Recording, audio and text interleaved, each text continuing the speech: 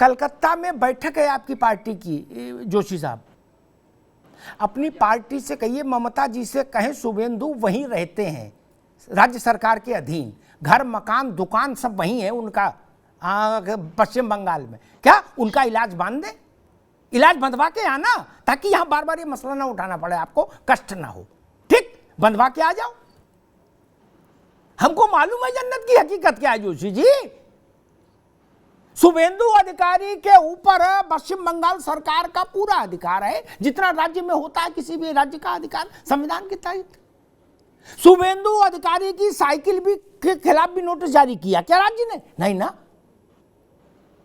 केवल टीवी पे बोलने के लिए बताया कि शुभेंदु अधिकारी है। ऐसा नहीं करो महाराज, हम तो कह रहे हैं कि शुभेंदु अधिकारी को जेल में क्यों नहीं डाल रहे हो? कलकत्ता में जेल नहीं है क्या?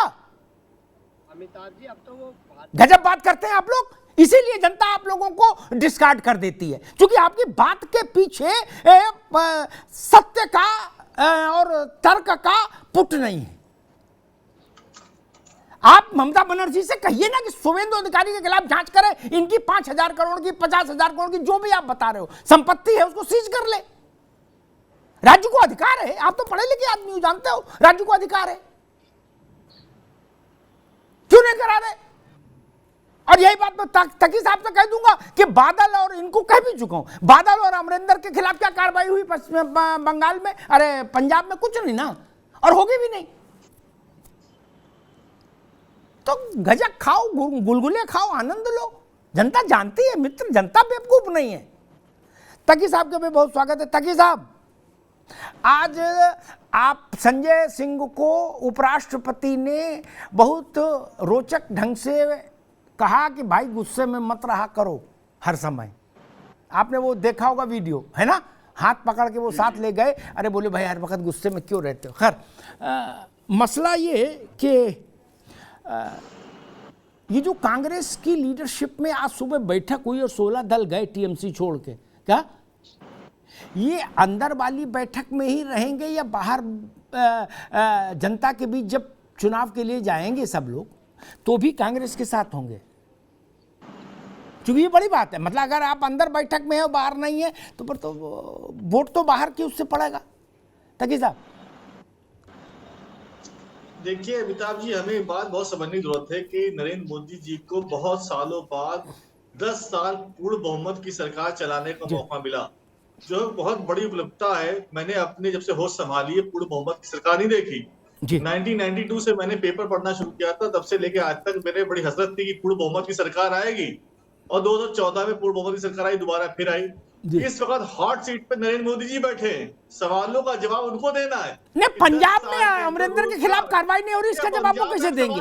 इसका तो जवाब भगवंत मान देंगे। देने को तैयार है जी, पंजाब में हम आपके सवालों का जवाब देने को तैयार है। हमने वहां ड्रग माफियाओं को गिरफ्तार किया है। अरे मैं जो पूछ रहा हूँ आप भी जानते हो। देखो यार तकी साहब, अमिताभ जी, मैं आपके चैनल पे देख रहता हूँ पूरी प्रतिबद्धता के साथ, मैं यूपी में बैठा हूँ, कोई भी व्यक्ति क्राइम करके पंजाब के बॉर्डर से बाहर निकल नहीं सकता है, और निकल के देखिए इतने भी क्राइम हुए लोग फटाफट पकड़ ले गए वहां पे, और आम आदमी पार्टी वहां बहुत प्रतिबद्ध है। लेकिन सवाल जब पूछा जाएगा नरेंद्र मोदी जी से कि बताइए 2 करोड़ रोजगार देना चाह रहे थे, अमृतपाल थाने में घुस गया, अमृतपाल और उसके चिंटू थाने में घुस गए, पुलिस वाले घायल हो गए कि नहीं बताओ, अब कह रहे कि कानून व्यवस्था अच्छी है। कहाँ हो गई? इनकम टैक्स में रिबेट मिलने वाली थी, कहाँ गई? जीएसटी कम होने वाला था, कहाँ गया?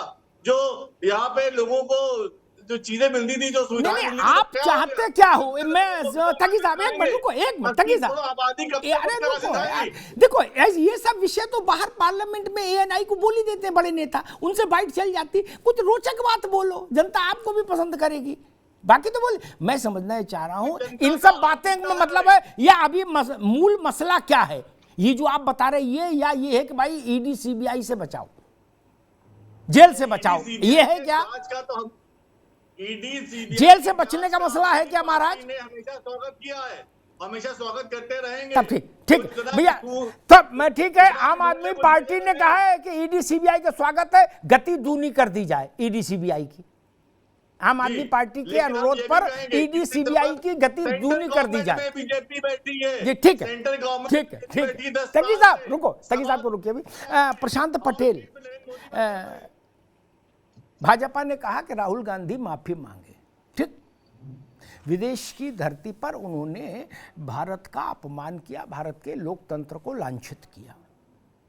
खड़गे जी ने राज्यसभा में 4 उदाहरण दिए, भास्कर जोशी 3 याद थे उनको, खड़गे ने 4 उदाहरण दिए खड़गे जी ने। उन्होंने कहा भाई 4 बार जो मौजूदा प्रधानमंत्री हैं ये जब विदेश गए तो इन्होंने भी भारत की प्रतिष्ठा को धूमिल करने वाले वक्तव्य दिए।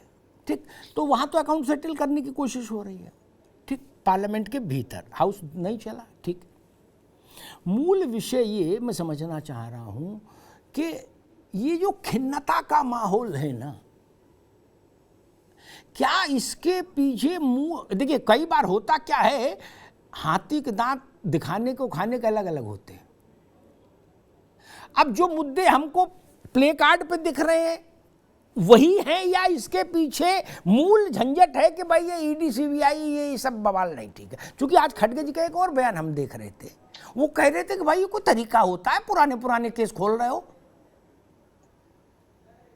क्या? इस ढंग की कोई मसला है कि भाई ठीक है एक अघोषित सुरक्षा कवच होना चाहिए अगर हम नेता हैं, ना तू मेरी कहे ना मैं तेरी कहूं। चुनाव में ममता शुभेंदु को भ्रष्टतम आदमी कहेंगे और शुभेंदु ममता बनर्जी को भ्रष्टतम नेता कहेंगे। चुनाव के बाद शुभेंदु के घर एक होमगार्ड भी नहीं भेजा जाएगा जो कुंडी खटखटा के पूछ ले कि क्या हुआ भ्रष्टाचार का। प्रशांत पटेल, ऐसा कुछ मामला बन रहा है क्या? देखिए अमिताभ जी, इस समय विपक्ष के पास कोई मुद्दा नहीं है और राहुल गांधी जी को तो इंदिरा गांधी जी से कम से कम सीखना चाहिए, उनकी दादी हैं। और जब वो चुनाव हारने के बाद वो उस समय के लिए जेल भी गई थी मोरारजी देसाई की सरकार में, उसके बाद वो विदेश गई, एक कार्यक्रम में वो गई थी और वहां से उन्होंने उससे प्रश्न पूछा गया, उनसे किसी ने पूछा कि भैया आपका जेल का अनुभव भारत में कैसा रहा, तो उन्होंने कहा कि नहीं मैं इस विषय में बात नहीं करना चाहती हूँ, मैं हमारे भारत का वो आंतरिक विषय है, किसी अन्य विषय पे आप सवाल पूछना हो तो पूछिए। लेकिन आज राहुल गांधी की स्थिति हो गई, जब भी ये विदेश जाते हैं इस तरह की बातें करते हैं।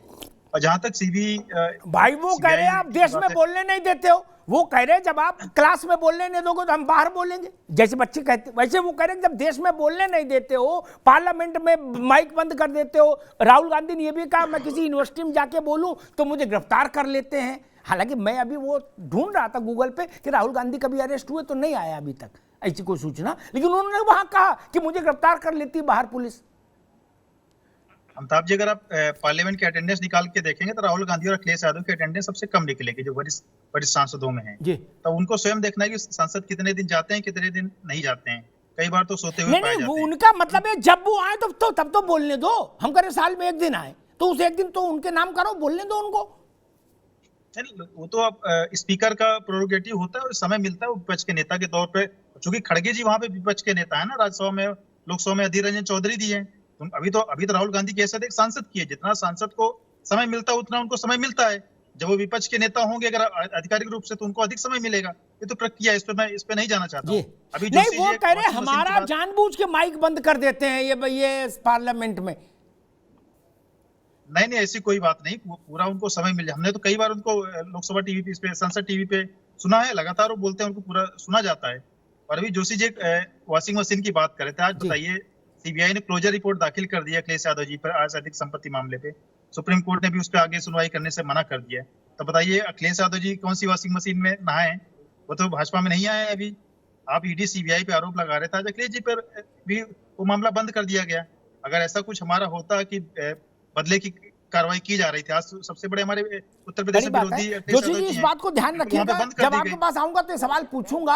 आपने कहा आप क्या सभी विपक्ष कह रहे हो भाई ED CBI income tax Bhajpa के इशारे पे चल रहे हैं और विपक्ष के नेताओं को परेशान कर रहे हैं? क्या आज ही सीबीआई के क्लोजर पर अखिलेश यादव को वो मिला? क्या सीबीआई अगर क्लोजर नहीं दायर करती तो सुप्रीम कोर्ट नहीं मुक्त कर सकता था अपने आप? सीबीआई के क्लोजर पर ही दायर हुआ, सीबीआई ने, अरे सुप्रीम कोर्ट ने उस केस को खत्म किया।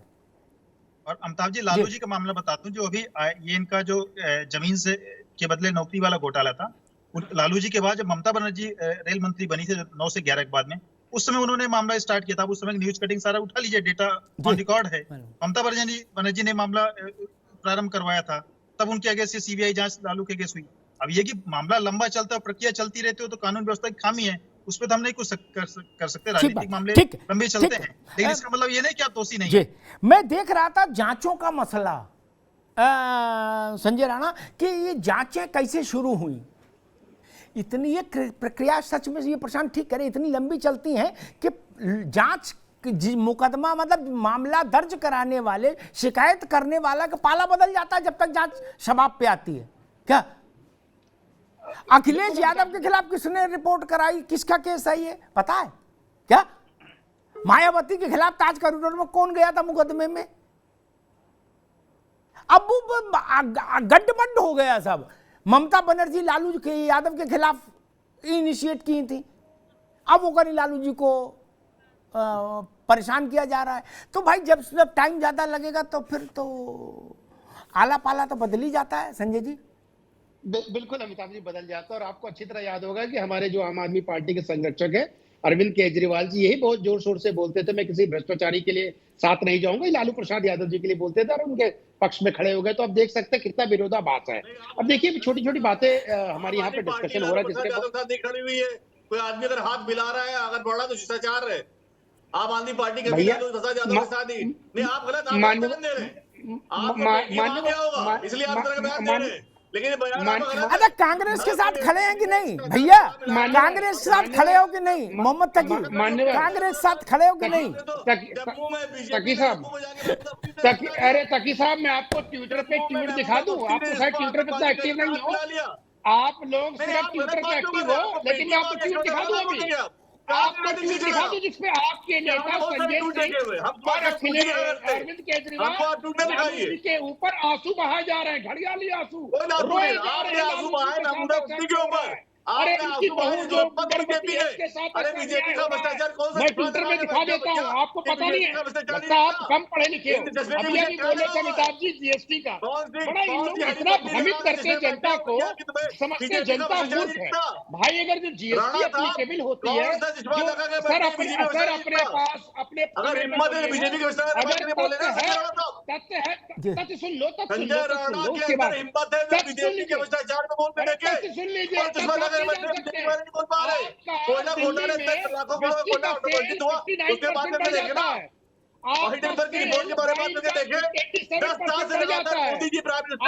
किसी के अंदर हिम्मत नहीं है प्रधानमंत्री से सवाल पूछे कि 10 साल में आपने किसने घोटाला किया, कहाँ पूरे ट्रेन ले आए आप, कहाँ रोजगार लोगों को मिल गया, कहाँ पैसा कहाँ जाता था, आप ये बताएंगे कि नहीं बताएंगे?